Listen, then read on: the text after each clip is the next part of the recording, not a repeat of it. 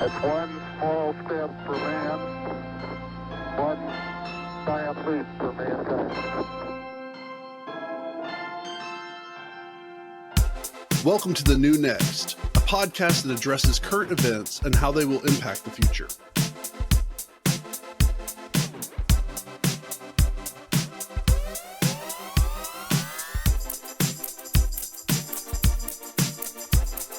This is why I'm a Captain America fan, even though we talked about superheroes a few weeks ago, but the idea of trying to stand up for the people that can't stand up for themselves, even when it costs him his love from the American people, that's one reason why I love him. And I'll always love that character for that reason. And then, unfortunately, the world is one of the things that I think might be interesting that we can talk about in the future, because we're talking about class and nobility and all that kind of stuff.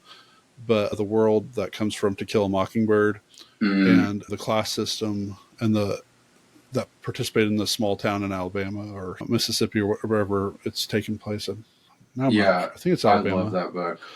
But there's some stuff that goes on there that was really interesting, especially as we've talked about, like money not necessarily being everything. And that's absolutely true, but only in a world that money isn't big for anybody. But cool.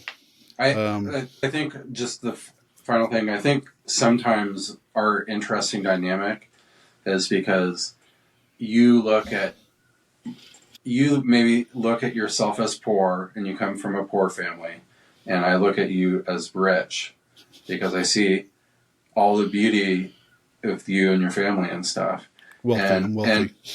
But it's like the opposite of me too. You see that I come from a rich family, and I've seen the shallowness and all of that from a very early age, and I've almost accentuated the poor aspects of it.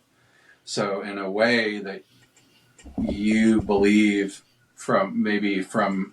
partially from your childhood that a hero can come save you, my idea of what a hero is as a savior has been dashed from being at that level too. And it's this interesting dynamic that we have, because I think both of us are trying to come more to this center without losing the core power in that identity from coming from that place in the first place. I don't look at it as a hero coming to save us. I look at it as this mythical character as someone I want to be like that person. And I want to do those same kinds of things within the worlds I live in. And yes, I do look at overall, like right now, I don't consider myself poor. So like a Swiss Army knife, like you look at your heroes, like they have these certain attributes, and you can, if a scissor was truth, you could have truth as your scissor to your Swiss Army knife and pull that as an attribute. So that you're a collection of your heroes rather than just idolizing yourself and trying to be like someone specifically. Maybe I'd have to think about that more. Because again, it's Captain America is a hero to me, not because of his strength or his mind or all the things that make him Captain America. It's the kid who can't stand injustice, not too dissimilar to if there's injustice anywhere, then there's no justice anywhere or everywhere. I'm saying the quote wrong from Martin Luther King, but yeah, I know. It's the idea that you participate in the world. You're helping create the world that is. So if there's injustice in your world, then you're either enabling it or you're not, or you're trying to find ways to solve it. And it might not be an easy solve, but so that's why Captain America specifically, whereas the other heroes that have similar type personalities, they take on aspects like Superman is a completely different hero because of what he's about, even though they used to say truth, justice, and the American way. And that's why they made a comic book, a series of him actually being raised in Russia under Lenin and Stalin, which is great. It's actually beautiful. It's a very beautiful comic. But like Captain America, if he was raised in any other country, but he had the spirit of injustice anywhere is horrible, then he would still be the same hero to me, regardless if he's in Russian garb or Chinese garb or African garb, or I say African like that's a country, Zimbabwe garb. But I also recognize, like, because I am a supervisor of other people, a lot of them, the job they've had or that I've gotten to be their supervisor, for them, that's a high paying job in their family history and stuff.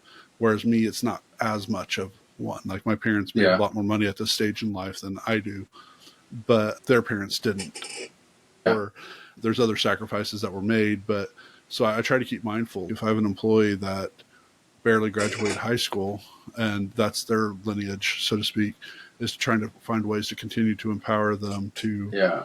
not look at it just in certain kinds of ways. So I don't, but I also recognize that what I make and historically what my family has made is lower. So the political influence is going to be less.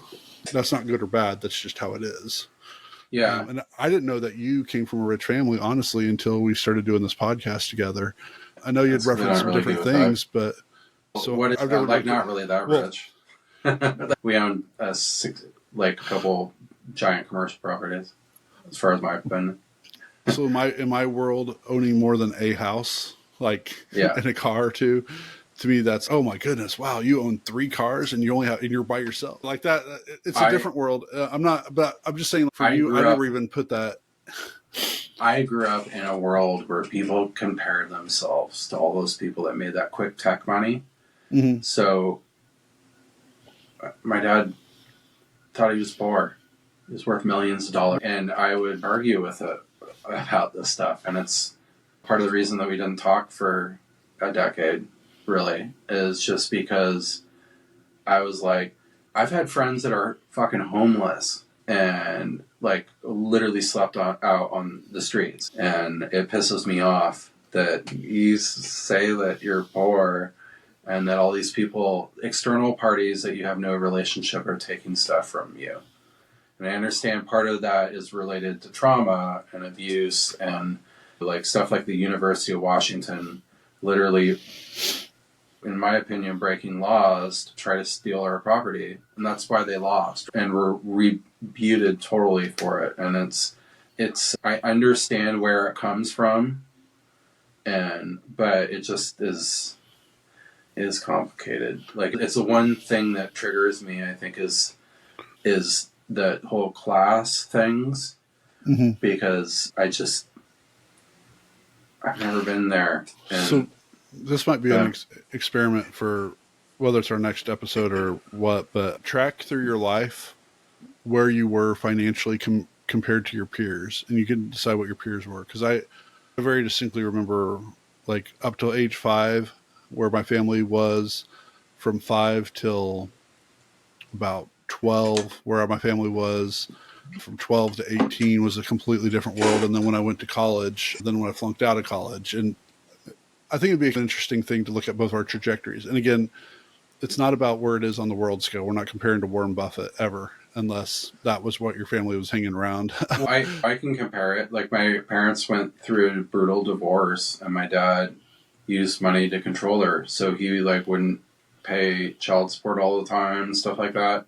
And my mom got this really nice house that we got to stay in, but there was a lot of expenses with that, and she didn't get enough money. So we for a long time, like my mom fought hard to keep us in the life that we did, while my dad was literally targeting her and trying to destroy her life. And what I was saying, though, yeah. I don't mean to. It's a good story. I want to save that one. All right. No, I know where I am. I know historically where I am in each part as well. But I'm saying, like, maybe that would be an interesting thing to go through, like our age, like as we grew up and stuff, where some of those balances were. Do you mean just with us or within the whole context of our family? when you're up to a certain age, your family is you, and then as you became an adult, what those, like my time in Pennsylvania, I lived in 3 very distinct communities about how the mindset around me was about money. Mm-hmm. And in none of those 3 did I necessarily make more money or even equal money to those around me. But at the other time, there's some stuff of my mentality was definitely a more wealthy mindset, even though I didn't have the money to match.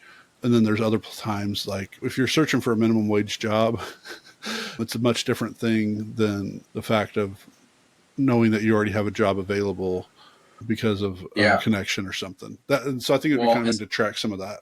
I think together. That's where I always felt super rich, because I always had the ability to make a good wage. And I started getting paid for working in the boat shop part-time when I was 10 years old. It probably wasn't even legal, but I was getting paid in cash. But I always had money, and I always had access to money, and I always had more money. I worked really hard. But when we moved down here, it really changed the equation for me, because I didn't have 2 to 3 extra jobs that I'd been working with my entire life. Yeah, and that's so.